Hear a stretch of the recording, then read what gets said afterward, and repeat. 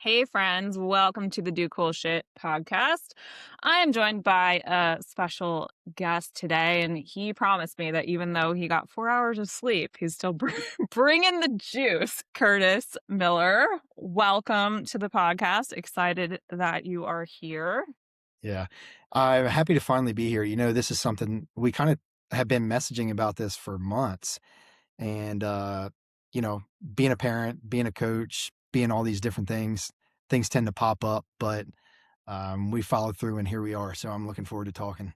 Yeah, I knew we'd make it happen eventually. And, we're flexible and we know that it was something that we wanted to make happen. So you mentioned like you as a human being, you wear a lot of hats. You are a husband, you're a dad, you're a coach, you're an athlete, you're a business owner of Ironbound Strength Coaching. I wanted to start because I saw your kind of tagline, I guess I'll call it, is redefining the bond between athletes and strength.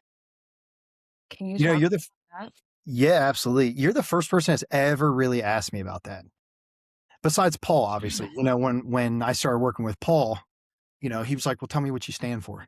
Yeah, And what it means is how we think about strength, how we think about being stronger. And from a purely competitive standpoint, I think it's easy to get deep, deep into being competitive, right? And always wanting to be the best, always striving for these peak performances and these peak numbers. And in the essence of competition, whatever competition that is, yes, that is one of the biggest goals. But I think it's the process of the work that you do, the person you become, and leading to that ultimate point of where you want to be. That's where the strength lies. And I think with something like, let's just say powerlifting, with something like powerlifting, yes, the competition is on the day of that. It's the event. In my opinion, the sport itself is everything in between there. I mhm. think that the strength and the bond that you make with strength and yourself and everybody else who you meet, that's the time in training. That's the days in the trenches. It's the lessons that you learn when, I got clients that wake up at 3 a.m. to get to the gym at 4. Mhm. I mean, the strength lies within doing that day in, day out, becoming a better person during that training session, and then leaving and conquering the day. So although we're out here and we may compete in powerlifting, strongman, bodybuilding, crawl, like whatever, running, it doesn't matter. I think the strength doesn't come from the specific numbers. I've never, judged somebody based on how strong they are. You Sure. know, I've learned the most about people through their actions and the way that I see them carry themselves and go after their goals. And when I say redefining the bond between athletes and strength, I mean, there's so much more to your strength and to you as a person than what you end up doing on competition day. And that's really what it's about. I love that. And I share a lot of that sentiment, and I think some of it I had to learn the hard way, right? Let's talk about you in there, and then we'll talk about how we help other people in these areas as coaches as well. So you were a pretty high level competitive power lifter, correct? Depends who you ask. Okay, fair answer. I felt like I had a pretty good run. I did my first competition in 2012, I think, and I hit a 1,300 pound raw total at 198 pounds. And my best total to date was 2,000 pounds at 242. And there was a lot that went on over the course of that time. It was never this, Never upwards linear joy. Yeah. but the goal with training for me was always that if I put everything in a graph, I don't know, a 12-year graph, there's always a upward trend going on, even through, the fluctuations in what we perceive as progress. And if you're judging meet performances as progress, which is a terrible judge I mean, not a terrible judge, but it shouldn't be the only judge of progress. Um, you might see otherwise, but if you look over the performances over years, I always just tried to head in a upward direction. And my goal competing, if I could walk away from a competition and I put 5 pounds on each lift, and it doesn't always work like that, right? But if I walked away with that, that means I got 15 pounds worth of progress, on my total. And if I did that over the course of a decade plus, I was going to be pretty damn strong.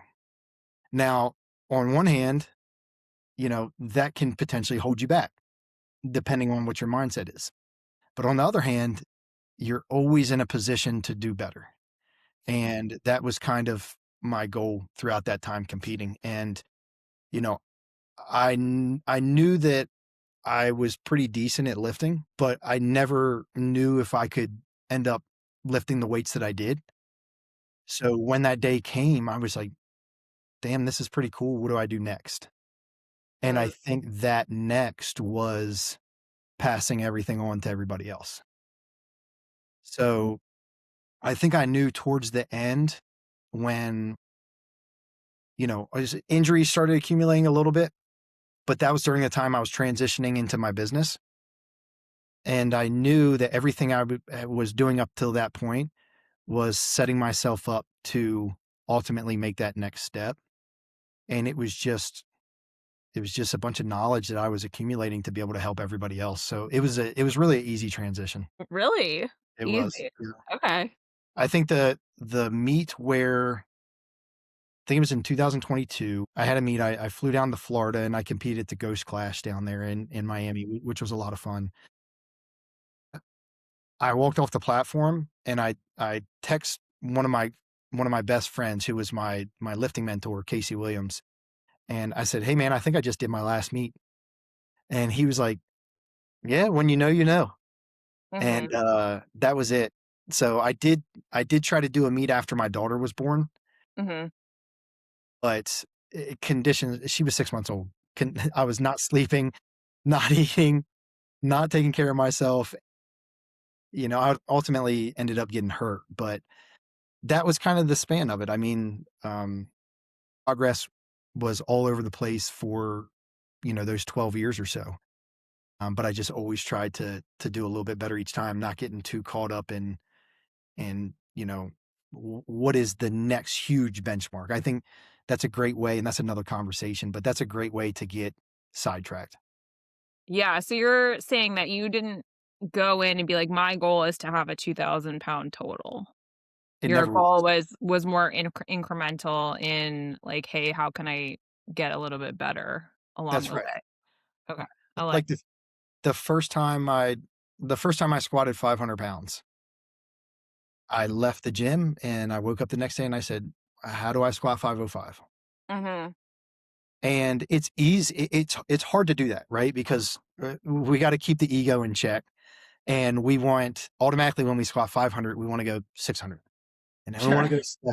There's a lot that has to be done in between that time, and luckily, my mindset, along with some really really smart people who I got to know along the way, it helps kind of keep you in check. Yeah, when did you start you how old were you in your first competition? You were in your 20s? 23, yeah, Okay, so pretty young and, like, your brain wasn't fully developed at yeah, that point. yeah. Okay. So did you always have that mentality of, like, "Hey, how can I just get a little bit better?" Or did people kinda have to reel you in a little bit? Well, it was kinda always my mentality. I trained for a completely different purpose back then. I Okay, say more trained about be that. I trained because of some things that life was throwing at me, or Mhm. some things that I was throwing at myself, right? It's Mm, it's a combination. But I was training with much more, emotion back then. I mean, you're a very young person, right? It's like you find this thing that you love doing. You find this thing that it kinda helps you battle with the things you're experiencing in life. And you go in some days and maybe you just lift angry, mhm. right? And, that's good early on. I mean, that's a young person's game. But the further along you get, the more wisdom you acquire. And unfortunately, you acquire that wisdom sometimes through setbacks, I would right? say often, yeah. Yeah, exactly. But those are some of the best lessons. And whenever I had some type of, physical setback, um, I always looked at it as a good opportunity to grow and to learn. And each time you get a little more wise, you adjust your training a little bit differently. You approach the heavy lifts a little bit differently. So it goes from like, shaking on the inside to gradually being very cerebral and being Mm, very focused.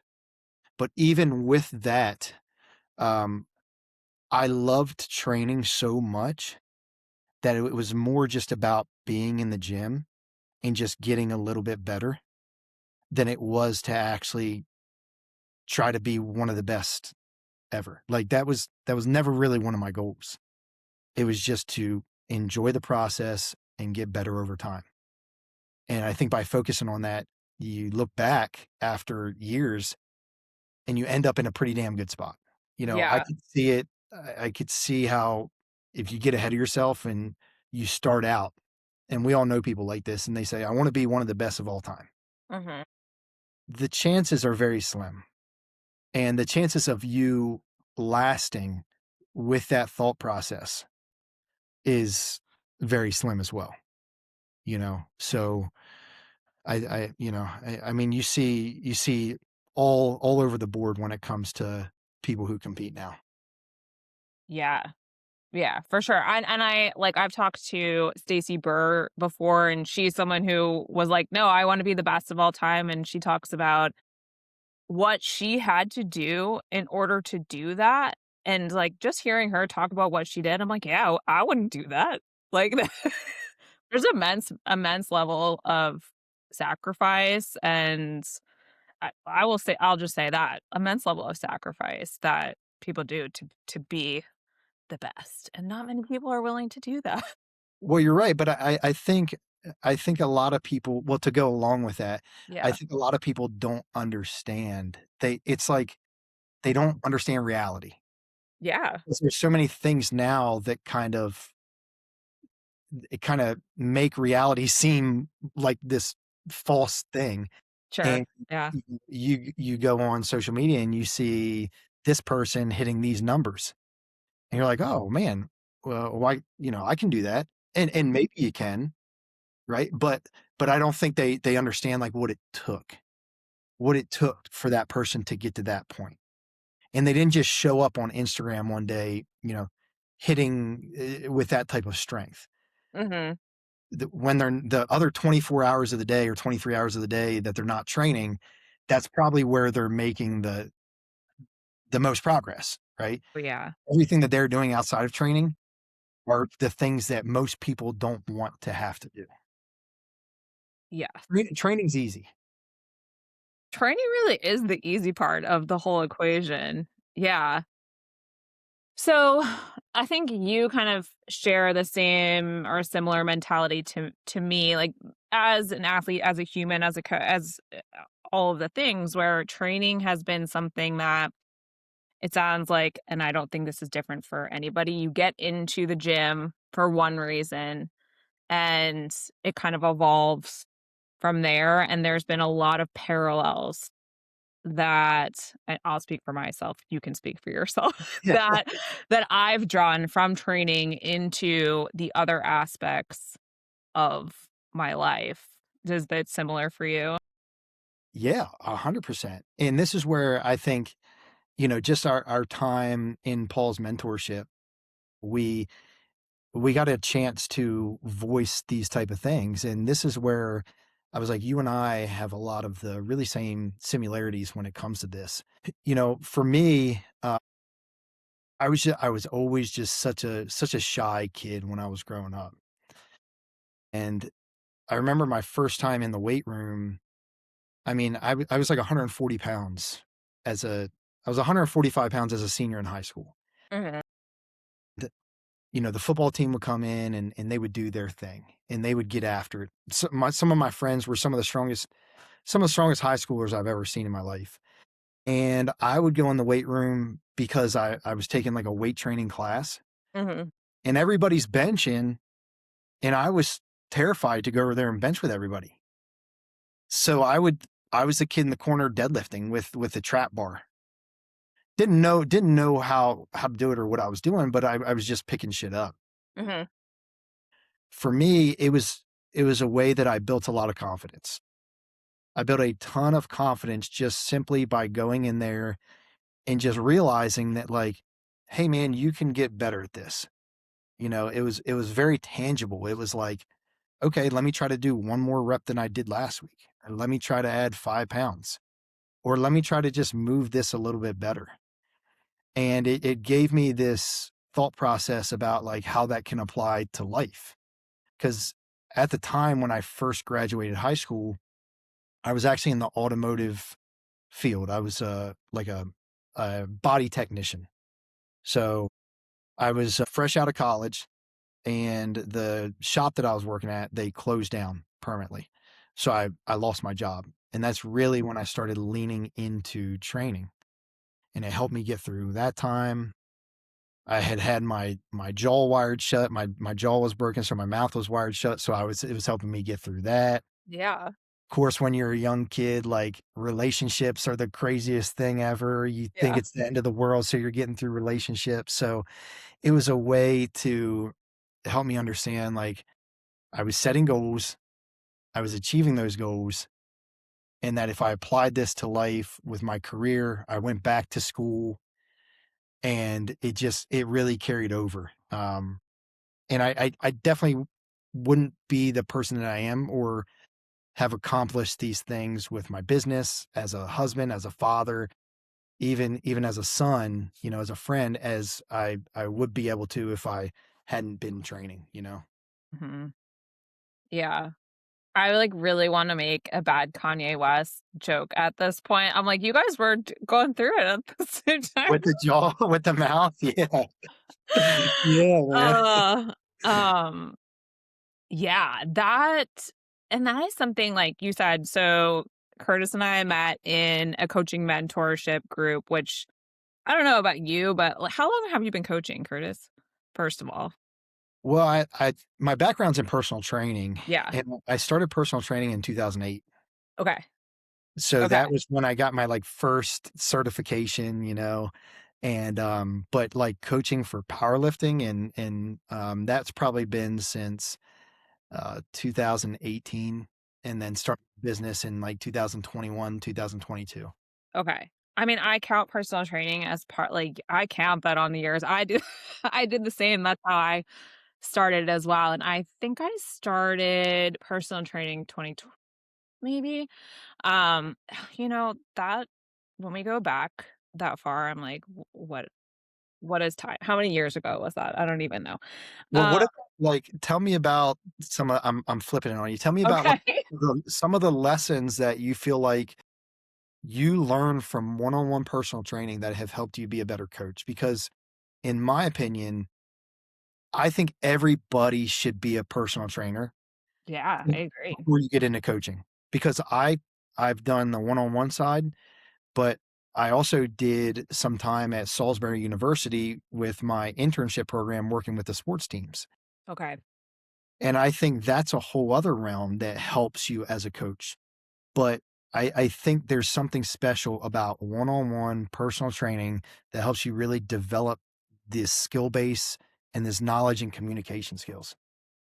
I have 100% agree, and that is something I think especially now so what let me bring it back to what I was saying first, then I'll go into this, is, like, coaching when I first got into coaching, people weren't talking to each other. It was kind of like a scarcity mindset field where I was like, "You're gonna steal my clients," and, like, all of this stuff, and, like, we're not gonna share how we operate, and it's so different now where, you know, uh, there's not a lack of people that are looking for support. I think fitness is gonna be like, it's just getting more and more and more, and the bullshit is also getting more and more and more.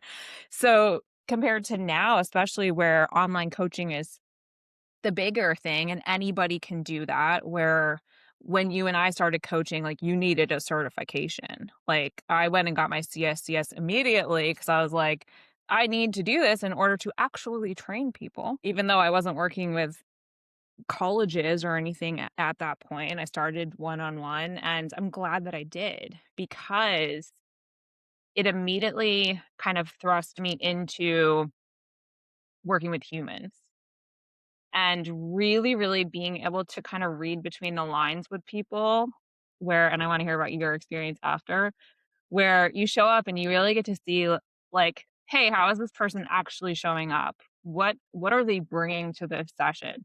What are they talking about?" Because training is not like, you're bringing your whole life into training, and it is something that I share the mentality with you where training in and of itself, what you're doing in the gym is going to, yes, of course, build like physical strength, but the mental strength, the resilience, the capability to the rest of your life. So that was the one of I think the biggest things that I got out of starting in personal training was how to work with a human being, how to communicate, how to even just, like, coaching movement was, "Okay, this person is not responding to this one cue that I got taught in my certification to do.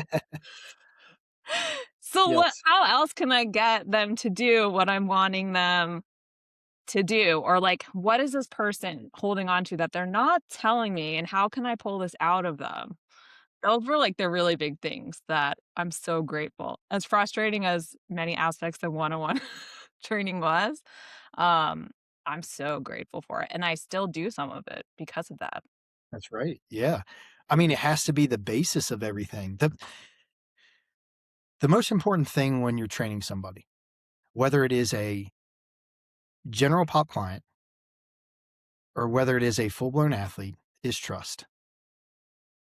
And if they don't trust you and buy into what it is that you are providing them, then there is no relationship. And then there is no progress, or there's very limited progress. And I don't think you can understand how to build that type of connection and relationship with somebody unless you really truly get to know them in a one-on-one setting. And I think that was the basis of being a personal trainer for me, was that these people are not robots. Yeah. A very small percentage of people in mainly a high level competition in any sport can function as robots, but 99% of people are human beings and they've got their own shit that they're dealing with, and they need real world connection to be able to help them navigate. And unless you can bring yourself down where you're alongside with them and work your way up together. You know, this was something that JL Holdsworth from the Spot Athletic, I listened to a presentation that he did one time, and he relates it to climbing a mountain. And he's like, if you're constantly up at the top and you're yelling down at somebody like, "Come on, you got this. Come on, keep moving." That ain't happening, you know? Like, unless you're a certain type of person. But when you walk your ass down there and you walk up with them, like each step of the way, that's where true progress is made for human beings. Mhm. And I think that that's something that's hard to gain in a collegiate setting or in a team setting, right? Now you can do that outside of practice, outside of the gym. You get to really know those individual athletes who need that type of attention. But the biggest thing that prevented me from going into that field specifically was the fact that even though I was only 22, 23, 24 years old when I was in college doing my internship, I was already at a point to be able to recognize, like, this person needs a little bit more. Like, this person is going through something different, and it's hard to do that in a team setting when you only are allowed so much time with them. Yeah. So that's kinda the point where I was like, I wanna work more one-on-one with people because I feel like I can make a better bigger impact and a stronger connection. Mhm. And, you know, those are the things that I think you really gain with the one-on-one as a trainer. Yeah. I Reputation, though. it's Personal trainers get it. it's true. There's shitty professionals in any profession, right? But personal trainers get a bad reputation. That is so true. I think especially, like, if we pull back the curtains into the, like, strength conditioning fitness world, it's like people look down on people who do personal training so much, like, they don't know anything. So, I agree. It's really interesting. Yeah. Love working with human beings, and that's what I when I went online mostly, because most of my business is online. That was one thing that I was not willing to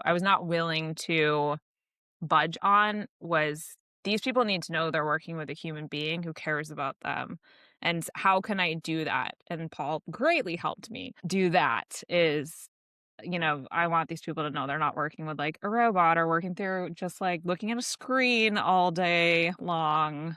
That's, I think, the really important piece, because do you experience this where a lot of people may come to you and they're like, "I just need someone to tell me what to do and yell at me and, like, be that person on the mountain yelling down," and that is not what they actually Yeah. need. Yeah, I have a couple people who that is what they want, but they are very I think you have people who operate on a spectrum, Mhm. right? And you have some people that are on the extreme end of the spectrum, and they don't want to have time to think about what they need to do, or they legitimately the way they operate is to be told what to do, and they just do it. Those are like your workers, Yeah. like your worker bees, right? Just tell me what to do, and I'm gonna do it. Mhm. I do have people like that, and because that's how they are, they respond well to that. Mhm. But I do also, and I have had some people in the past who they think that's what they want, but deep down they really want and they really need more. They need more of a connection Mhm. and they need more feedback. Mhm. Now whether they choose to do that or not, right? Like my goal is to help you.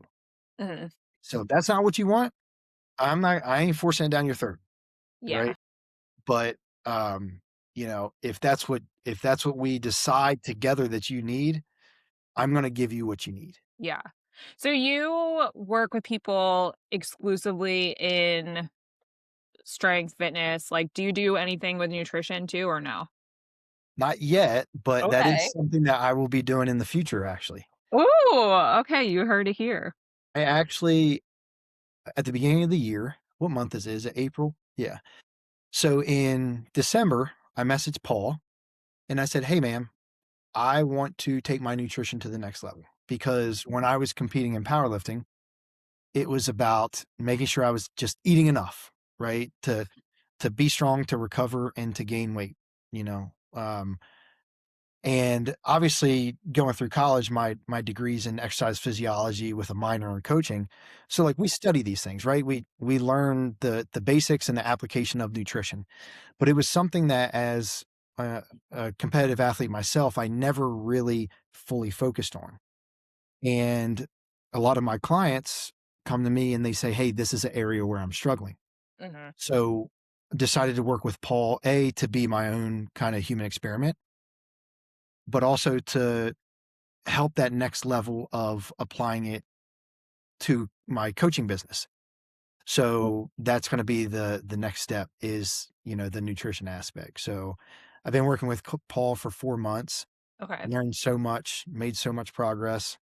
And, he's been great to work with because he's been through it himself. Yeah. I feel like that's the biggest thing you need to look for in a coach. Someone who understands. Yep. Yeah. Somebody who's done it. Mhm.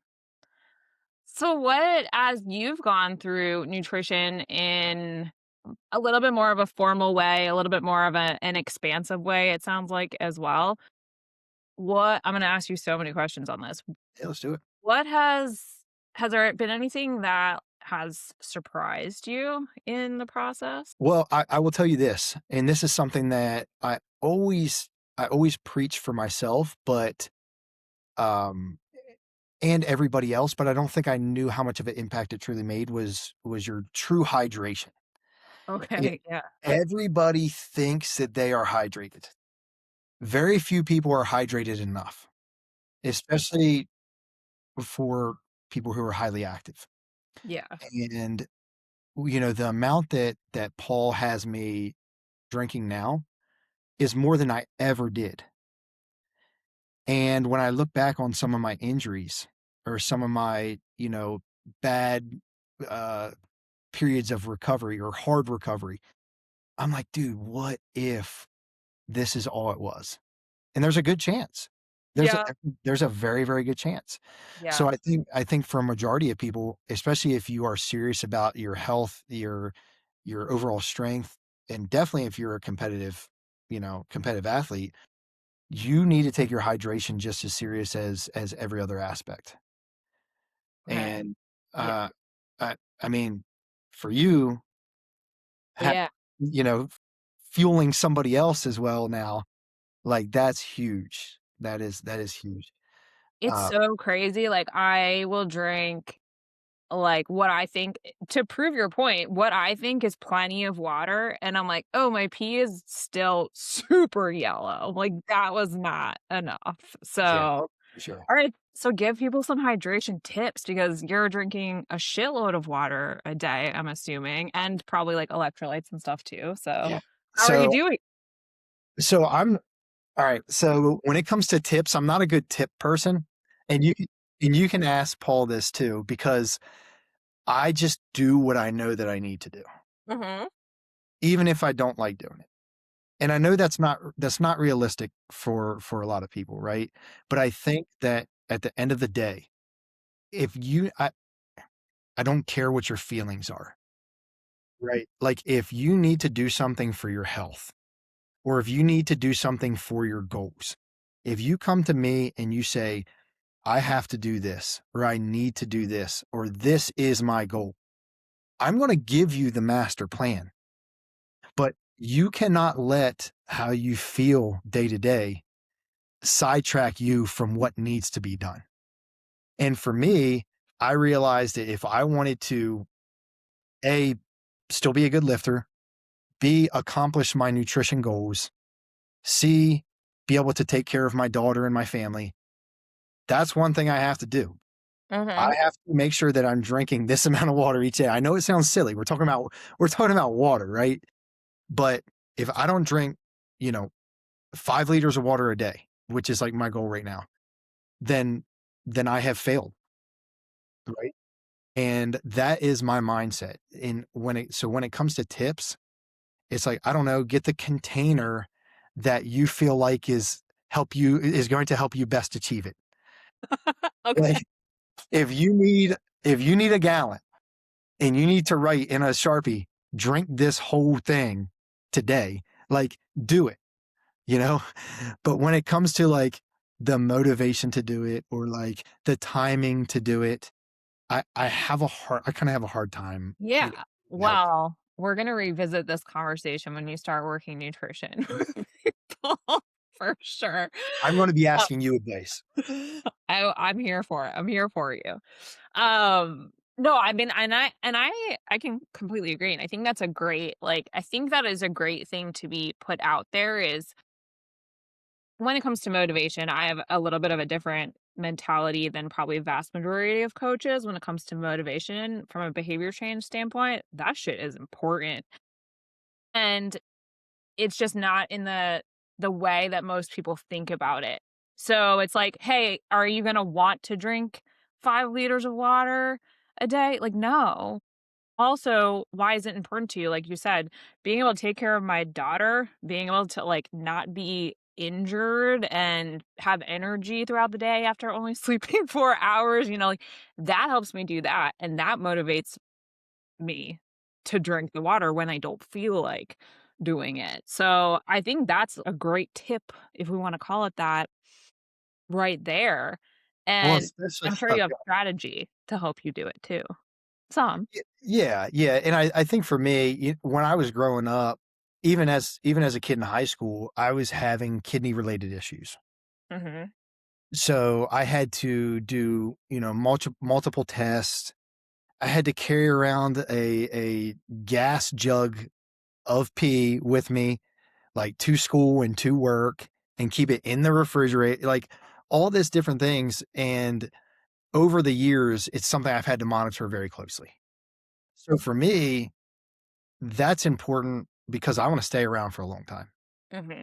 you know? And so, and being well hydrated, monitoring blood pressure, monitoring my lab work, 2 to 3 times a year, all of those things. And that's another reason why I wanted to get into nutrition. But I think one more thing that I'll touch on, you told me one of the things that surprised me is how well I can perform eating much cleaner than I used to. And I know that sounds really simple, right? But I think is like strength athletes when it comes to moving X amount of weight, the old school mindset was like eat as much as possible, get as bloated as possible, be Yeah. as strong as possible, right? And I think that gets you to a certain point if you simply need to just be be bigger, Mhm. right? Like if you're tiny and you need to get bigger, build more muscle to be able to handle more weight, sure, I would tell you to just eat whatever you can for a Mhm. period of time. But I think what I'm learning now through this process, I'm eating less than I ever have, Mhm. while still being able to perform at a very, very high level. Maybe not at my peak level that I was, but the things that I'm still doing in training are very close to the things that I was able to do at my all-time best. And I'm eating 2,000 less calories a day. And I can tell you it is much, much cleaner. And Mhm. I feel better from an overall physical standpoint. And I would say after the second month of Paul and I working together, I messaged him and I was like, I'm having one of those what if moments. Like, Yeah. what if I would have known this back when I was competing? You know, what could have been different? And he was like, well, who knows? It doesn't really matter. But, it No. now you're in this for a reason. So Yeah. whatever you decide to do in the future, it's never too late. Yeah. I okay, so there's 2 things that I'm gonna pull out of that, and hopefully I can remember them both. So, first is the what if moments. I just had a conversation with a client about this, and thinking about, like, "Oh, I wish I knew this when I was younger," or "What if I did?" And it's like, you know, we all have those thoughts, perfectly, like, quote, unquote, "normal thing," and kind of like Paul said, it's like, well, you did it. Mm. Like what happened what is what happened. And you know it now. Hell yeah. And I have this moving forward in life, which is really cool. And the other part of that is that has really helped me like get out of rumination and has helped my clients get out of that like rumination place because it's easy to get stuck in there. Is how can I now use this information not only to help myself, but like help others, right? Like you use that information to help your clients and they're going to learn it earlier than you did, maybe? So that's cool. That's the ultimate goal as a coach. Yeah, absolutely. And if that's not your main goal as a coach, I question if this is what you should be doing. I I will sign that petition with you. Yeah. I want to give, if I was coaching you, Mhm. I want to give you everything I ever learned. Mhm. No, I don't wanna make this easier for you. I want you to I want you to go through your own trials and tribulations, but I wanna give you the tools so you can do with them what you wanna do very early on, and you can learn for yourself, right? Yes. I And think that's like that's we're not giving people answers. That's not coaching in my opinion. You because you've gone through what you've gone through, you know more options. And that's what I think a lot of people just as they go through life, you're doing the best with what you have. And when you have, a coach on your side who can give you more options so you have more decisions, like you can make better decisions, like that's you're still figuring it out. You're still yourself. You still got to live through it and actually make it sink in. but there's more opportunity there. Okay, Well, go ahead. I would just one thing I want to add, and I think the ultimate goal, the biggest compliment as a coach is for someday down the line, maybe one of your clients who no longer works with you, they come back and they say, dude, I've got this. Like, because of everything that we did together, I now can conquer anything that comes my way. I can, achieve any goal that I want. Like, it's like a graduation, Yeah. Oh, you know? yeah. It's like I imagine when a teacher, my wife's a teacher, and, she has some of her old students who are in the real world now. They're Yeah. adults, and they'll send her an email, and they're like, "Hey, because of everything that you helped me with, I am now able to do these things that I am today." And it's like, that's the ultimate goal as a coach, Yes. me. So, I think that's really cool. Yeah. I But agree. go I ahead. think I that's no, stole I you. think that's the coolest thing. All right, I'm gonna say this before I forget it, and then we'll come back to that. Okay, so the nutrition piece, because I want to throw this out there for listeners. I really like what you said because very often what I run across when I work with people on their nutrition is they're actually eating way more than they think that they are. So even coming from, because I know a lot of people listening to this, like I totally get where you're coming from, where it's like the old school, like when I first started getting into the gym, I had people who were like coming from starting strength and like drink a gallon of milk a day and like all, it's like be as big as possible. But also as a woman, that was a really weird, confusing place. Um, but anyway, if just from like if you don't have that history and you're just, trying to feel better, look better, perform better, and really, really realizing like how much am I actually eating? It may not feel like a lot, but calorically speaking, for a lot of people, it is. And making some shifts where there's a big narrative out there of like being in a calorie deficit or lowering intake is going to put a huge dent in your performance. And for some people, it will. Like, certainly, if you're in an energy deficit, you're going to have some fatigue. And also, the other side of that is that you can still perform really, really well and you can still show up in those important parts of your life when these shifts are being made purposefully. So I love that you said that. Well, I think it's very important for each person to be able to truly compartmentalize and be honest with where they're at in their in their process, right? In their journey, in their goals, whatever you want to call it. Because some people will say that they want to do X, but then their actions match something completely different. And from a training standpoint, like that's hard to do, but from a nutrition standpoint, that's very, very hard. So for me, I was somebody who was coming from the world of bigger is better. Mhm. Eat more.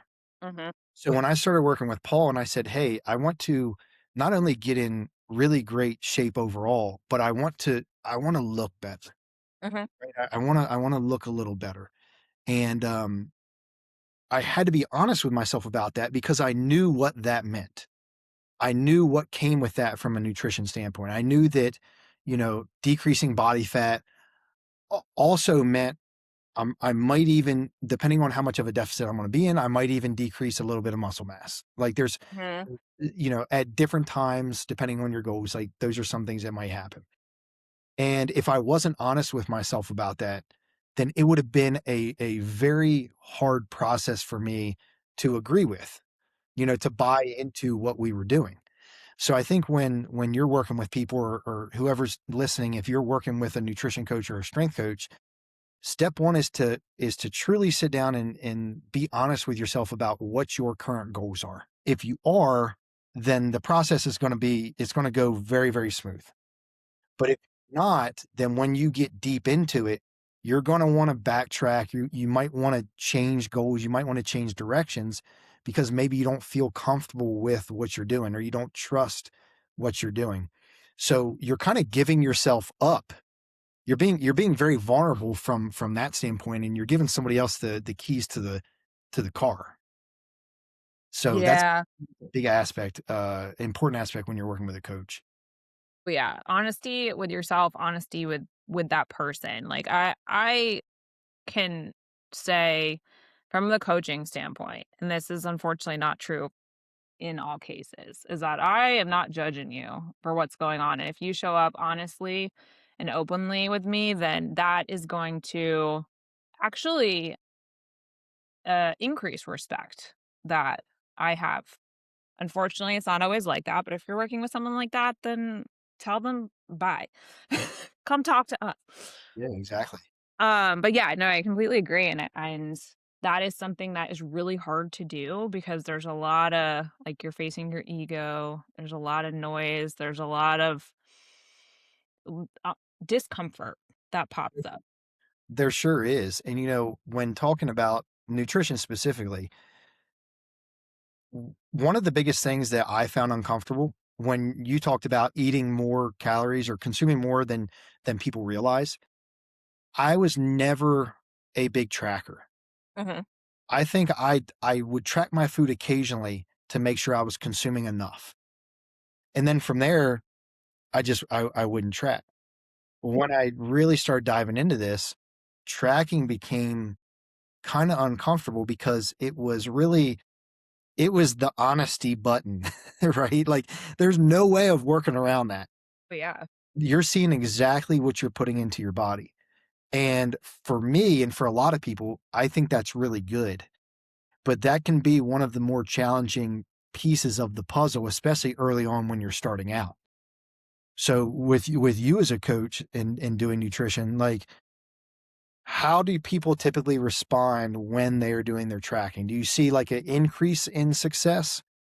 Or do you see kind of a more like struggle, trial and error, "Hey, I'm having trouble with this, trying to figure it out," type deal? Well, this definitely depends on the person and where they're at. I think mentally, I'll say, and emotionally in how they can regulate when they go into tracking. That is, I would say, one of the biggest obstacles for most people is it is there. It is in black and white, clear as day. Like, here's what I'm doing. And that is why I highly encourage people, just be honest. And like, there's going to be thoughts and feelings that pop up. You're going to want to not track certain things because you don't want to see it. You're going to want to change the amount of something because you want it to be a certain number, or you don't want it to be a different number. And that's great information. Write it down. Come back to me with that. That is not the facts. That is not the truth that is there. That's really, really, really solid information. And we want to use that. So it's almost approaching it like a scientist with an experiment. And I 100% of the time when someone is very honest and they actually enter in things, they're gonna feel uncomfortable, but just like in training, you feel uncomfortable under a heavy load, or, you're getting to the end of your rep range and things feel hard. When you do that, the rep that feels really hard, you're proud of yourself. Well, that's where the You growth is. Yeah, that's where the growth is. You increase your resilience, your capability, you learn that, like, there's adaptability there, right? Like, you learn that you're safe. The bad shit that you thought was gonna happen is not gonna happen. But this actually leads me into, because you said this earlier, and I've heard you talk about this before, is failing. So this is where, I mean, we were talking about nutrition. People feel like they fail if they're not hitting their targets, if they ate a certain food or whatever. We don't have to talk about it through just nutrition. I'd love to just hear your perspective on failing and how you navigate that yourself and with your clients. I I think that my outlook on failure is a little bit different than some people's, and I don't know where I got this from, but in my eyes, I have never truly failed at something, and I know that's gonna get taken out of perspective or out of, out of context. But when I think of failure, I think of giving up and quitting, Mhm. and ultimately just never being able to do, a certain thing. But if you are chasing something or if you're working towards something and, whether it be a job, whether it be certain goal for lifting, it doesn't matter. If you keep going, like, yes, there's going to be weights that you don't lift. There's going to be jobs that you don't get. There's going to be certain things that you just don't do. But if you continue to work on those things and you take the lessons that you learn from that experience and you apply them to the next step, then are you ever really failing if you're constantly growing and getting better? And that's kind of my opinion. Like, yes, we understand you're gonna fail an exam.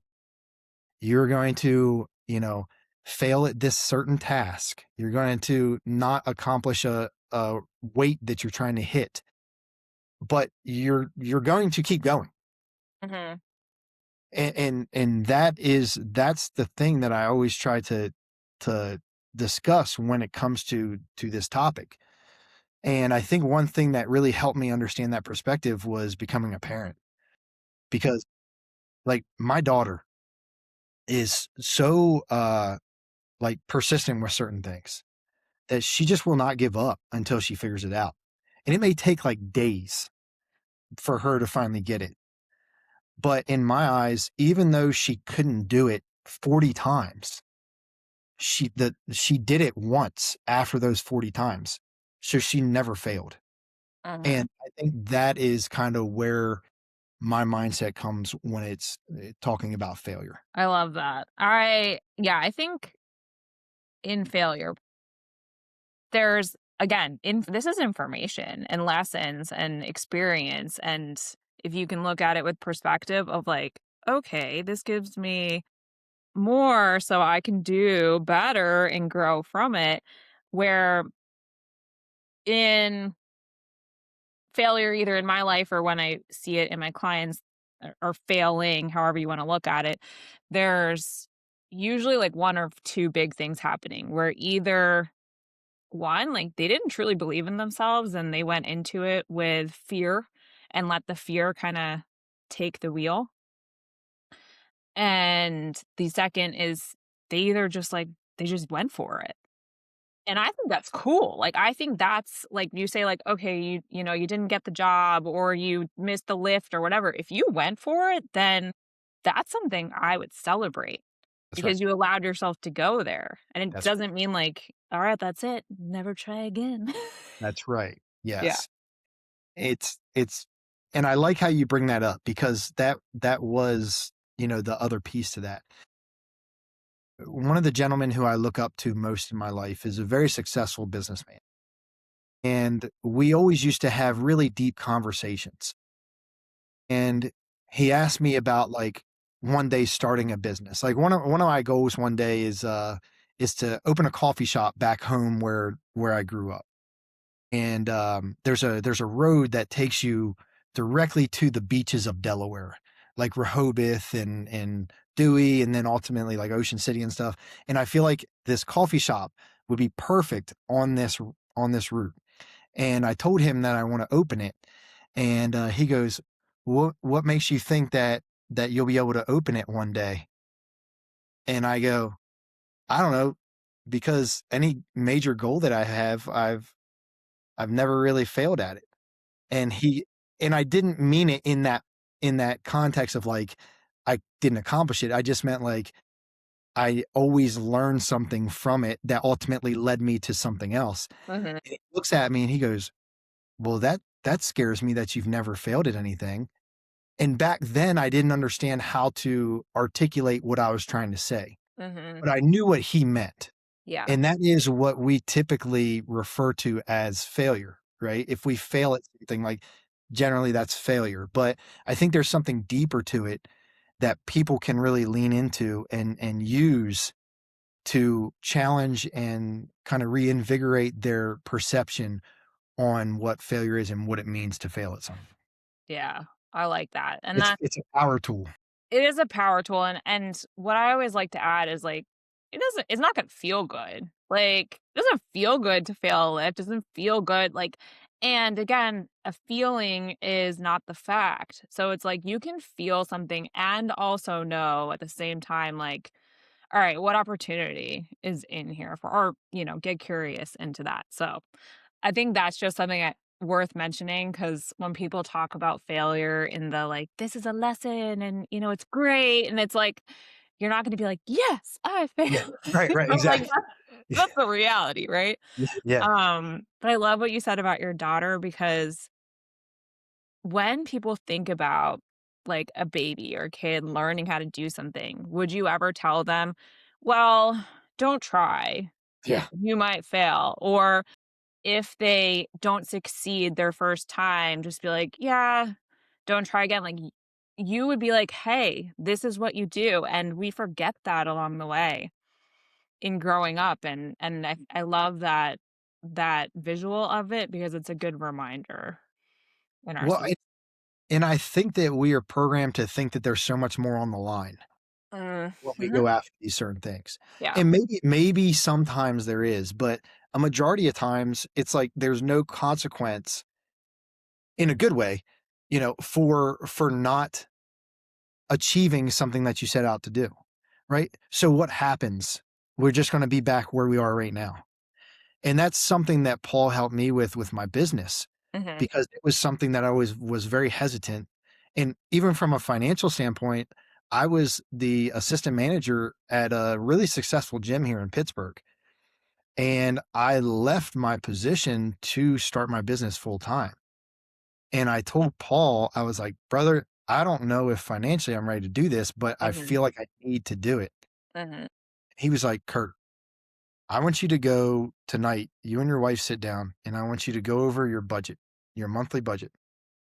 If at the end of the month you have $1 in the green, leave your job and start your business.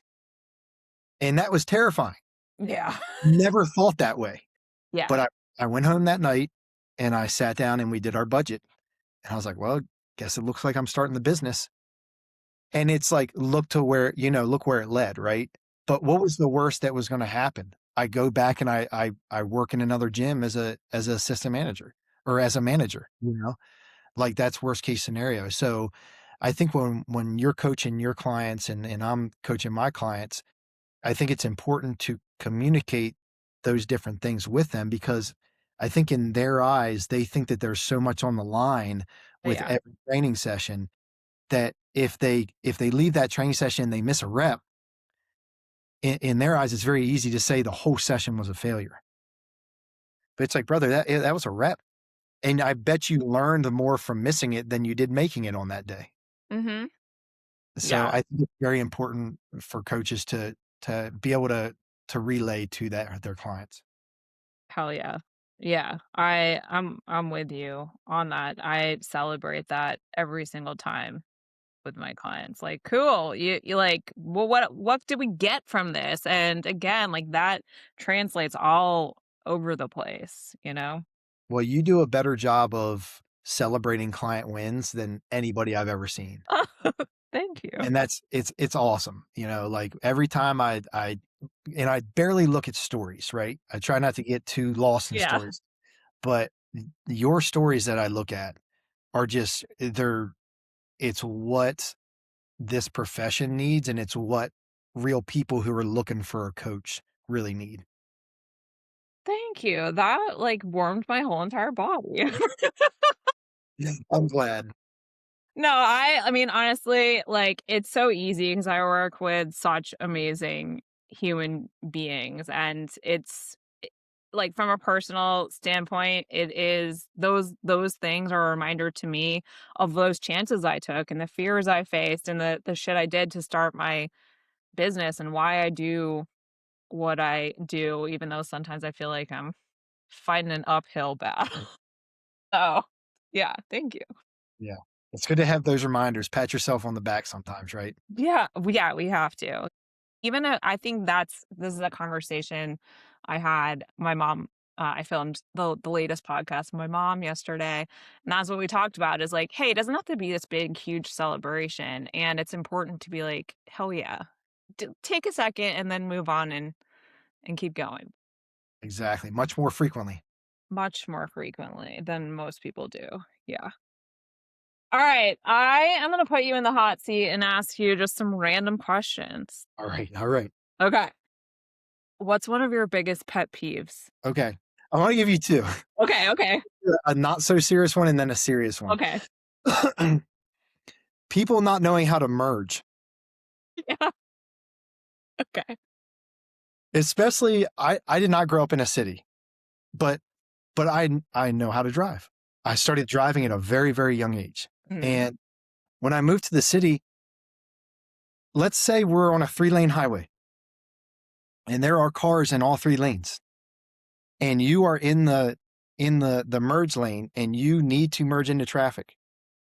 It is not my job to regulate my speed for you. It is your job to regulate your speed to either speed up to get in front of me or slow down to get behind me. This is true. So do not look in my window like you're trying to fight me because I did not let you in. That I was in Columbus and that happened. And I was like, this per I'm about to be in your driver's seat right now because you are pissing me off. Thing is, driving in general is one of my biggest pet peeves. I Yeah, spend a lot of time on the road. yeah. I go to a lot of competitions, and my parents live 6 hours away, so I'm always traveling back and forth. At the top of my pet peeve list, driving. But I would say training wise is probably, and to all my clients listen to this, they know this already. Complainers, complainers. Yeah. And it's okay to complain, right? It is. If it makes you feel better, it's fine. But I ain't changing what we're doing if you're complaining, right? Yeah. And the harder you complain, you're just making it harder on yourself. So if you come to me and you say, Kurt, I wanna deadlift 500 pounds, I'm gonna give you I'm gonna give you the secret recipe, right? Like I'm going to give you the master plan, and it's up to you to achieve it. And then when you come back and you say, man, I haven't deadlifted 500 pounds yet. Well, that's because you're complaining about everything that we're doing every week. Right. I love all of the people that I work with. But I give them shit about this. They even tell me, they're like, I'm not going to stop complaining, just so you know. And I was like, that's fine. Yeah, bring it on. Bring it on.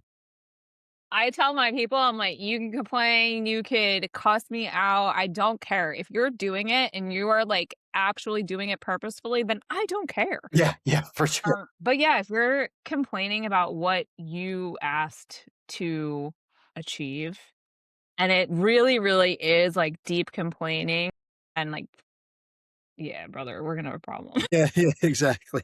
Well, I was also brought up by older people, Mhm. my siblings, my friends, my coaches who I had. So like they were like, "Hey, Kurt, I don't care. I don't care. You Yeah, do what you got to do." yeah, So I just kind of had to deal with it, or I was getting bullied. yeah, yeah. Also, side note, I was like, I now that you say you're from Delaware, that makes so much more sense to me because I was like, I know he's from Pittsburgh, but he sounds like he's from like more of the mid-Atlantic region. So It's like a combination of Philadelphia and Baltimore. yeah. Yeah. Where are you from? I'm from the Boston area, just north of Boston, but I went to college in Philly. So I lived in Philly for 7 years. Okay. Yeah. Yeah. So Yeah. I Mm. you sound like so many people I know, and I I was like, "Wait." I grew up really close to Dover. Okay. Yeah, which is Okay. like an hour and a half from Philly. Yeah. Super Yeah. close. Yeah. Okay, so that makes so much more sense to me now. All right. Do you have any rituals or like a hype song or both before, like when you were competing, before you went into competition, or even now before you go into a big lift? I just go through my checklist. I was a very robotic. and I still am. Very robotic, systematic lifter. So if I were to track this, there's probably an order that I do every single thing, right? Like if I'm deadlifting, I look at the bar, I chalk my hands the same way every time. I tighten my belt the same way every time. I walk up to the bar the same exact way. I take my stance the same way. I take my breath the same way going down to the bar. Like every variable is just controlled. That way I don't have to worry about the lift itself. If I control everything from starting point A to the end point B, then I know the lift is just going to be the lift every single time. And that way there's no unknowns. So for me, my rituals were just being robotic. I did have a couple songs, right? But for me, like slower songs were always the ticket. Mhm. It helped me when I would get too sped up, Yeah. it would help bring me back. So one of my favorite, probably my all-time favorite training song for a heavy set is a song by Metallica called No Leaf Clover. Now, it's completely different than any other Metallica song. Mhm. It was actually they did it live with the San Francisco Symphony, Cool. like live orchestra. So it sounds very orchestrated like that. And it would always help me take a couple deep breaths, go through my checklist, and then just go full robot mode under the. Mhm. Ooh, What about you? I like it. I am a little bit more of an emotional, like, I gotta get myself, because when I would tend to go for a big lift, I would be in the what if, so I need to get out of my head. So, my songs always change. It seems like it would change, like, every competition I did, but I would have, like, one song for squat and one song for deadlift. I didn't really listen to music for bench. But yeah, same kind of like I would have a ritual in how I would approach the bar. That really did help me just be able to like control the controllables. I love my husband when he was competing, like way back in the day, he would listen to Last of the Mohicans. So he was with you on Yeah. Yeah. slow song. Yeah.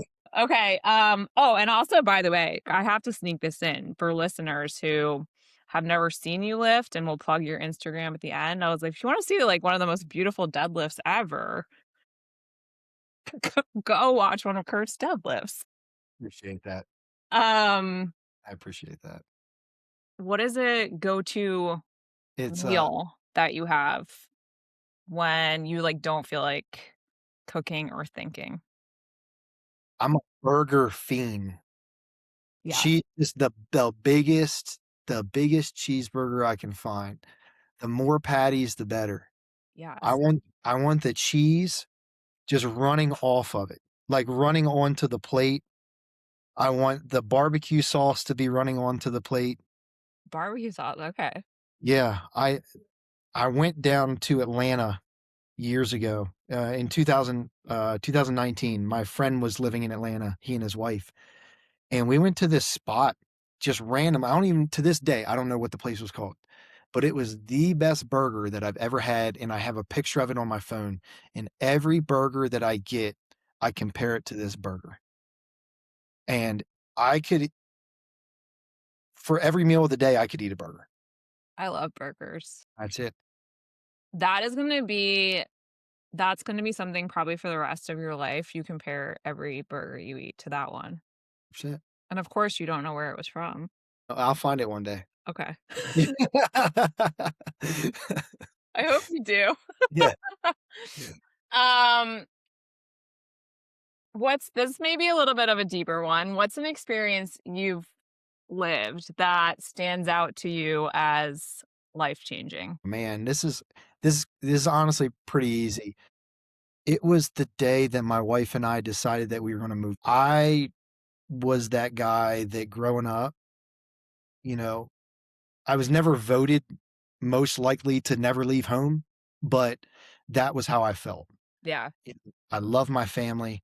I love being around my family. I love the hometown that I grew up in. I never wanted to leave.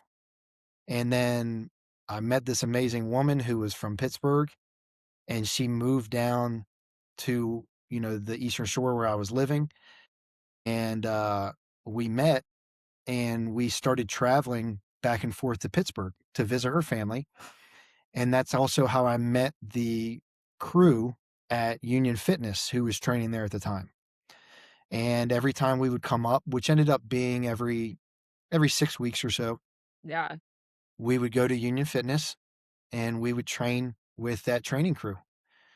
And, they had a competition there, the Iron City Open, which they have every year. This was the first year for the Iron City Open in 2018. And I did the meet. I won best lifter overall, and that night, we went out to dinner with the everybody who had been training there, and one of the guys who, is one of my good friends, he looks at me, he goes, If you move up to Pittsburgh, you'll squat 800." And I was like, "Nah, whatever, whatever." And so that night on the way back to the Eastern Shore, we had a 6-hour ride, and I look at my wife and I was like, what if we moved up there?" And we were like, "Yeah, that'd be crazy, right?"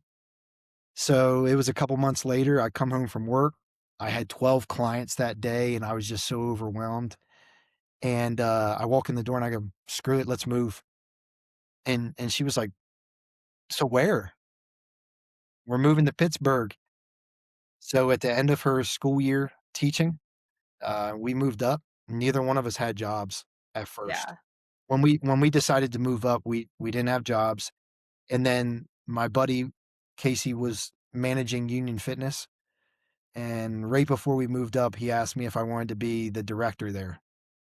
Cool. So I got the director position. And then ultimately, after we moved up, my wife got a teaching position.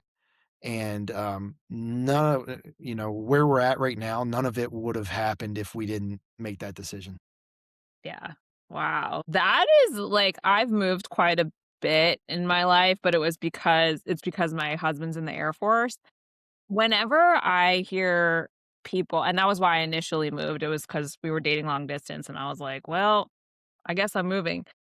But Yeah. when people just, like, don't have that type of reasoning and are just like, "I'm gonna move," I think that is, like that takes balls. That's, like, a big move of courage and trust and just like, "Hey, fuck around and find out," kinda. Well, I was extremely sad. The Yeah. night before, my whole family came over to my parents' house. And when everybody left, I sat there and cried. Mhm. Right? But that's how much my family meant to me, and I knew I was gonna be that much farther away from seeing them, as much as I wanted to. And then when we moved up, I was like, "This is gonna change the path of my life." And I think more people need to kinda do that. I'm not saying everybody, but if if you feel like you are just one action away from breaking through to something big in your life, just go do it. Yeah. Just go do it. Yeah. Well, that ties in so well to what you were saying earlier in when we were talking about failing. It's like in that case, really worst case scenario is you don't like it, you guys move back, right? But because you said fuck it and like, "Hey, let's do this." That was an extremely pivotal move. And yeah, it doesn't have to be that extreme for everybody. And I completely agree. If there's like this little voice that's like, yeah, this could, do the damn thing. I You love don't that. really have anything to lose. Right. That's the thing. Yeah. Honestly, I love that. Um, all right. Two more questions. What's something you haven't done yet and you want to do? Oh, man, that's tough. I've done a lot of really cool stuff in my life. Hmm. I mean, there's certain places that I wanna go see. I've never really traveled anywhere across the world. Like, I've been to Mexico, Hmm. right? But, like, most people have been to Mexico, in one way or another for vacation or, but I wanna go see the world. I have a client competing in Spain in a couple months. So I'll be going out to Spain, which will be really cool. Um, but I'm a big NASCAR freak, and Okay. the biggest NASCAR race is in Daytona. Yeah. It's called the Daytona 500. And like the day that I go to the Daytona 500, I'm gonna sit there and take the headphones off and just listen to all of those 34 cars go by and just shed a tear. I'm a super car nerd, and, that's like the pinnacle of car nerds. Yeah. Well, okay, where in Spain are is the competition, first of all? I'm going to be in, Valencia. Okay. Well, I'm stoked for you to go to Yeah, Spain. yeah, That's gonna be super exciting, yeah. and I'm stoked to hear about the day that you go to NASCAR. Yeah. And I'm stoked it's for you to go to Daytona 500 one day. that is the standard reaction, right? Like, it's but it's just a bunch of people turning left, right? Well, how exciting could it be? Well, it's so funny because, like, I feel like that's like a spring break destination for a lot of people, right? But then there's, like, the people who really, really are passionate about the sport and the cars and just will shed a tear by Yeah, being yeah, there, so I that's love it. that for you. Hey. Alright, last question, Kurt. So, what does doing cool shit mean to you? I was bragging to one of my clients about your motto today, actually. I Yeah. was telling them that I was gonna be on your podcast, and I was like, "And this is what she embodies, doing cool shit." And for me, doing cool shit means having gone through different experiences in your life to build a certain level of wisdom and strength to be able to tackle absolutely anything that you wanna tackle. That's what it means to me. And if somebody comes to me and they say, "Hey, I wanna do this," I'm gonna say, "What do we need to do to prepare?" Right? Like, I have a client right now who she trains for powerlifting. She's a really good powerlifter. She just did a 21-mile hike while training 7 days a week. Damn. She trains 7 days a week because her son overcame cancer, and Wow. every single day, she had to get him up at 3 AM for his treatment, and after he went into remission, she decided that she was gonna continue to get up every single day at 3 AM, and she was gonna go to the gym because if he could get up to do that, she could get up and go to the gym. Whew. So she trains 7 days a week. I manage Yeah. her plan, right? Yeah. But she just did a 21-mile hike, and she's about to do a very, very challenging hike in Pittsburgh called the Rachel Carson. Okay. And the Rachel Carson is 30 some odd miles through all types of terrain over like a 24-hour period. And then she's going to turn around in August or October and do her next powerlifting competition. So it's like you're doing anything that you want. And to me, that's do cool shit. For sure. I'm like, also, what is her name? Because I wanna, like, follow along almost sure. She's great to follow. It's Natalie Zambori.